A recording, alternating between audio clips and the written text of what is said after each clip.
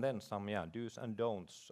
If you're not already trying out ChatGPT, you can try like how to write me a resume for my next job, because I will soon be fired. So that's a great case to start with if you're not familiar.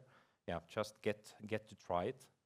Have a plan how you will be actually using AI in the next 3 months, because you will be kind of pushed by the competition and your customers and the kind of expectations that you should have it.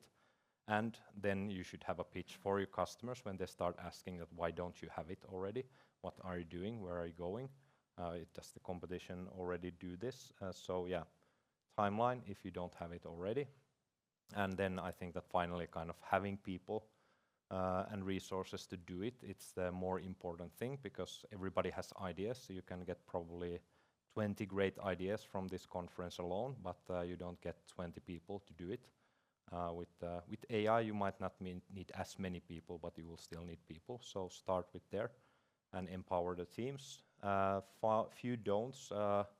Large language models, they're not very good at the numbers, and they can't do recommendations alone.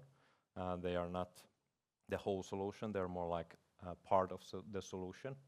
And if you don't want viral publicity, you might not want to wire large language models to production systems, because if you do like let's say a candidate feedback system and it starts sending some really hallucinations to the candidates or calling them names for some reason or other, and it turns out that you were using AI, you will be in the kind of first press kind of case of this blowing in your face, and you will get a lot of negative feedback from that. And yeah, it's a powerful hammer, but not everything is a nail, so you should kind of focus on the end user and the customer needs and do those things.